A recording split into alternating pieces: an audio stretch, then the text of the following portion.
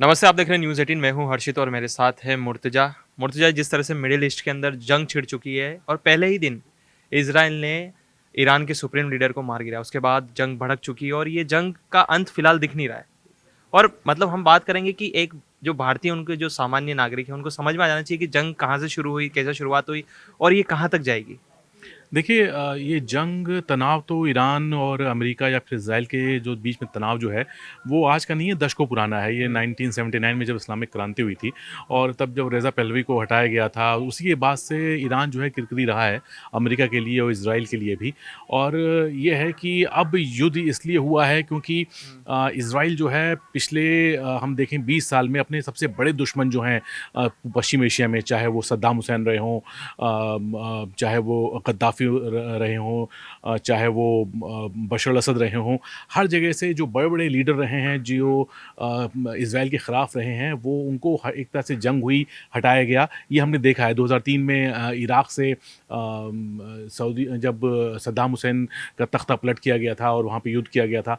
अब ईरान की बारी मुझे लगता है कि 2026 में आई है, तो ये हुँ, बहुत देरी से आई है अगर हम इज़राइल के नज़रिए से देखें। हुँ, इज़राइल का प्लान तो बहुत पहले से था, 1990s में ही नेतन्याहू ये कहने लगे थे कि भई ईरान बम बना रहा है। हुँ, अब जो बम वो 1990 के दशक से देख रहे थे ईरान को बनाते-बनाते, वो 2026 तक ले आए कि भई ईरान बम बना रहा है, लेकिन आज तक अभी प किसी के पास सबूत नहीं रहा कि ईरान ने बम बनाया भी है कि नहीं है। परमाणु बम की बात कर रहा हूँ मैं।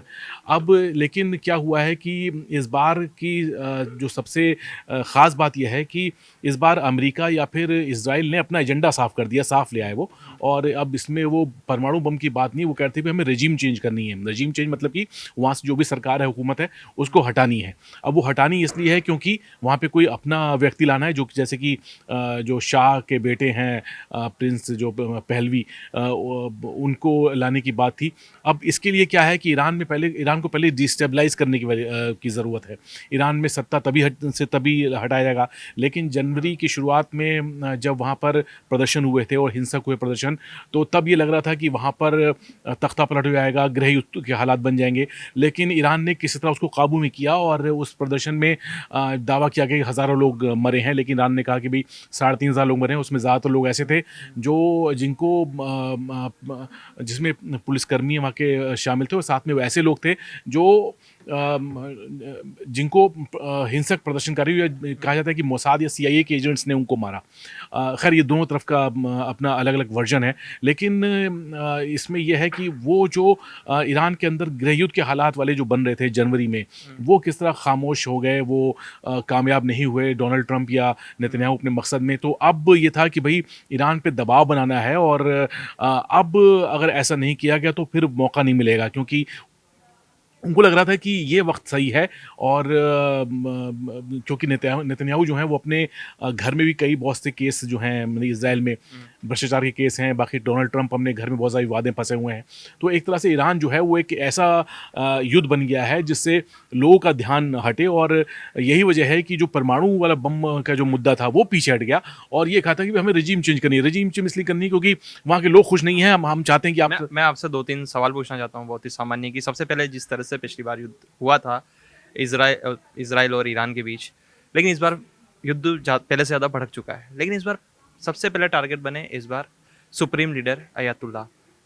पहले ही वॉर के अंदर उनको टर्मिनेट करना, उसके बाद आखिर कैसे हुआ? क्योंकि वो बंकर में भी छुप सकते थे। आखिर बहुत से लोग ये भी बता रहे हैं ना कि वो बंकर से अपने ऑफिस के अंदर आए, वो 2 मिनट का फासला, क्या मोसाद के लोग उनके आसपास शामिल थे, क्या सीआईए के लोग थे।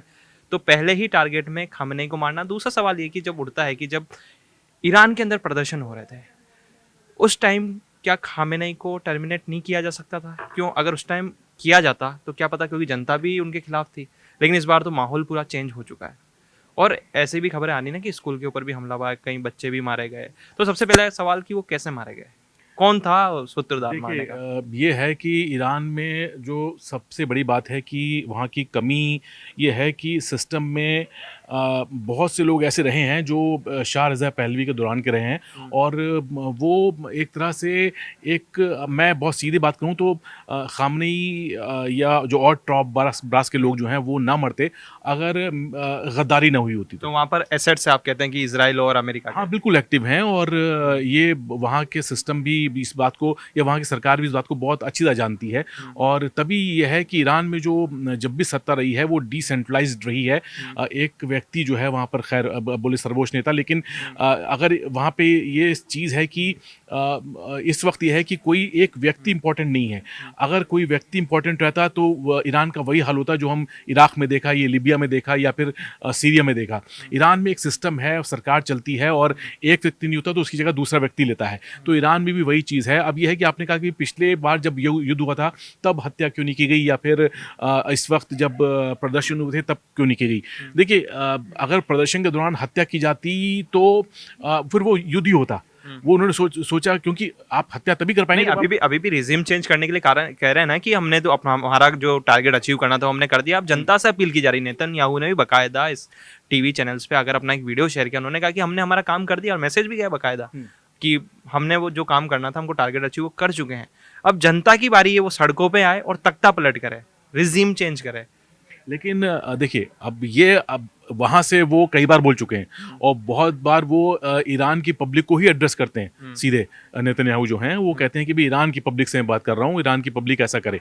अब बात यह है कि ईरान के हालात अलग हैं। ईरान को आप तब तक नहीं समझ पाएंगे जब तक आप वहाँ के लोगों से नहीं मिलेंगे, वहाँ आप जाएंगे नहीं, वहाँ समझेंगे नहीं पब्लिक ओपिनियन क्या है। लोग जो वहाँ के हैं ईरान के वो आपको सोशल मीडिया पे दिख जाएंगे भाई कि आप पहलवी के दौर का झंडा जो है वो आप देखते हुए और नाचते गाते मिल जाएंगे। लेकिन जब आप ईरान में जाएंगे तो आपको पता चलेगा कि वहाँ का सिस्टम या वहाँ पे जो आयतुल्ला खुमैनी या के बाद खामनी जो इनकी दौर रहा तो वहाँ पे लोग जो हैं इनसे कितने जुड़े हुए हैं और ये वास्तविकता जो है वो अलग है जो आमतौर पर बताई जाती है डोनाल्ड ट्रंप या फिर नेतन्याहू की ज़बान से। एक आपने देखा ना जिस तरह से ईरान के ऊपर हमला हुआ, उसके बाद ईरान ने वापस रिटेलिएट करा और एक साथ कई देशों पे हमला कर दिया उन्होंने। 8-10 लगातार वो देशों की संख्या बढ़ती जा रही है। एक तरफ ईरान है, बाकी दूसरी तरफ मिडिल ईस्ट है।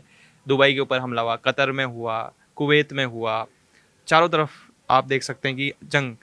और इस तरह से जो ईरान की प्रॉक्सी एक तरफ हिजबुल्ला है होती है, वो उनका क्या आने वाले टाइम पे क्या वो फिर से ईरान की तरफ से रिटेलिएट करेंगे? देखिए अभी इस वक्त हिजबुल्ला या फिर हूती जो हैं ये कमज़ोर हैं, इसमें कोई शक नहीं है। ये दोनों संगठन जो हैं इनको ईरान से मदद मिलती रही है और हिजबुल्ला जो है वो ईरान की मदद से ही ना सिर्फ मजबूत हुआ है बल्कि इसके गठन में भी ईरान के लोगों को या ईरान की जो सरकार थी वो 80 के दशक में उसका बहुत बड़ा हाथ था। तो हिजबुल्ला इस वक्त जो है इस हालात में नहीं है कि वो इस लेवल पे रिटेलिएट करे कि उससे ईरान को कोई मदद पहुँचे। हाँ, कुछ क्रूशियल पॉइंट्स हो सकता है कि उसमें वहाँ उसको मदद कर पाए, चाहे वो हूती हो चाहे वो हिजबुल्ला हो। लेकिन डायरेक्ट ये कह दें कि आप वो जंग में कूद जाएंगे ऐसा मुमकिन नहीं है, उनके लिए आसान नहीं है। और अगर देखिए लेबनान का जो दक्षिण का इलाका है वहाँ हिजबुल्ला मजबूत है, उत्तर का इलाका अलग है। तो लेबनान के दक्षिण के इलाके में जो हिजबुल्ला जो मजबूत है वहाँ की जोग्राफी अलग है, वहाँ की चुनौतियाँ अलग हैं और इसी वजह से इजराइल ने भी वहाँ पे ग्राउंड ऑपरेशन जब शुरू किया था उसमें बहुत बुरी तक मात खाई थी और वो सरहद से ज़्यादा दूर नहीं जा पाए थे। चलिए एक आखिरी सवाल मैं पूछना चाहता हूँ कि ईरान लगातार मिसाइल छोड़ रहा है, उसके पास कौन कौन सी मिसाइल है और ये कब तक टिक सकता है? क्या लग रहा है कि जंग आगे बढ़ेगी? मतलब ट्रंप ने तो कह ही दिया कि 4-5 दिन बढ़ेगी या फिर 2 सप्ताह 3 सप्ताह, या इस जंग का कोई अंत होता हुआ नहीं दिख रहा है? या और ये भी है कि जनता के मन के अंदर कि आखिर ईरान कब तक टिक सकता है? कितनी मिसाइल है ईरान के पास और कौन कौन सी है? बैलिस्टिक मिसाइल है, क्रूज मिसाइल है, किस तरह की मिसाइल है उसके पास? देखिए ईरान का दावा अलग है, दुनिया क्या के इंटरकॉन्टिनेंटल मिसाइल है ईरान के पास आईसीबीएम नहीं है लेकिन उसके पास बनाने की क्षमता है। अच्छा। वो उसका जो स्पेस प्रोग्राम जो है वो इस लेवल पे पहुंच चुका है जहां पर वो इस तरह के रॉकेट्स या मिसाइल बनाता है जो आईसीबीएम यानी 5,500 किलोमीटर से ज़्यादा की रेंज के पे मार कर सकें। लेकिन उसके पास अभी है नहीं। उसके पास जो ज़्यादातर जो अधिकतर जो रेंज की मिसाइल है वो 2 से 2,500 की किलोमीटर रेंज है, जो खुर्रम शहर है, खुर्रम शहर 4, वो मिसाइल जो है वो 2 से 2,500 किलोमीटर जा सकती है। आप किसी भी मिसाइल का आप वेट कम कर दें, उसका वॉरहेड का वेट कम कर दें तो वो और ज़्यादा चली जाएगी, 3 से 3,500 चली जाएगी। लेकिन एक जो ईरान के बारे में जानकारी है वो ये है कि उसके पास 2 से 2,500 किलोमीटर रेंज की मिसाइल है और जहाँ और कितनी मिसाइल होगी लगभग? मिसाइल ये अलग अलग आंकड़े हैं भाई, कुछ का आंकड़ा है, कुछ दावे हैं कि 3,000 से 4,000 हैं, 5,000 मिसाइल हैं। लेकिन इसमें 3-4 दिन में तो 800,000 तो छोड़ ही दी ना, अब 2,000 बची होगी। नहीं। कितने दिन में वो सस्टेन कर देखिए पाएगा? देखिए मिसाइल ये हैं कि अलग अलग तरह की मिसाइल हैं, शॉर्ट रेंज बैलिस्टिक मिसाइल हैं, मीडियम इंटरमीडिएट रेंज में जो उसके पास जो हैं वो मिसाइल हैं। अब इसमें कई मिसाइल इसने ज़्यादातर इसके पास ऐसी मिसाइल थी जो इसने अमेरिका के अड्डों यानी कि खाड़ी के अड्डों के हिसाब से बनाई थी, जो 700 से 800 की रेंज की मिसाइल थी। जैसे फतेह मिसाइल है, क़याम मिसाइल है, शाहब 3 मिसाइल है, इन सब की रेंज इसी के आसपास रहती है। लेकिन जो इसराइल के लिए जो स्पेसिफिक मिसाइल बनाई वो है खुर्रम शहर, खैबर शिकन, फत्ता मिसाइल। ये ऐसी मिसाइल हैं जो इसराइल के हिसाब से बनाई गई। अब इतनी मिसाइल जो हैं, तो कितने दिन और लड़ सकता है अगर? ये मैं कहता हूं कि मेरा मानना है कि ईरान जो है, आप आगे देखेंगे इस युद्ध को धीरे करेगा। जैसे आप क्या इस क्रिकेट में देखते हैं ना, जैसे मैं इसको आप तुलना आप इसे आपको लगे बैकफुट पे खेलेगा। बैकफुट पे खेलेगा और अपने उतनी ही मिसाइल इस्तेमाल करेगा जितना उसे टारगेट इस्तेमाल करना है। अभी उसने शुरुआती तौर में क्या किया है कि उसने इसराइल या फिर अमेरिका के जो डिफेंस सिस्टम है उनको नाकाम कर दिया है। तो अब वो जब आगे हमले करेगा तो बहुत ही नाप तोल के हमला करेगा, और युद्ध के दौरान जो है कोई भी देश जो होता है उसकी तैयारी कई गुना बढ़ जाती है। और ईरान वो देश है जो अमेरिका या इसराइल के खिलाफ जंग के लिए पिछले 20 साल से तैयार हो रहा था। चलिए, जिस तरह से मुर्तजा जी ने कहा कि ईरान अब 2 कदम पीछे जाएगा, फिर से तैयारी करेगा, कह रहे हैं कि अभी थोड़ा धीमा हो जाएगा मिसाइल छोड़ने के लिए। लेकिन कहा जा सकता है कि ईरान अभी घायल शहर है, घायल है और काफ़ी खतरनाक है, क्योंकि अब वो कुछ सोच नहीं रहा है। बस वो चाहता है कि, वो कहता है ना कि बिल्कुल घायल हो चुका है, बिल्कुल उस स्थिति में है, मरूंगा या मारूंगा। तो लगातार वो जो भी देश को टारगेट करना चाह रहा है वो कर रहा है, लगातार मिसाइल छोड़ रहा है। इस युद्ध का अंत कहाँ होगा फिलहाल तो ये पता नहीं चल रहा है। आप देखते रहिए न्यूज़ 18।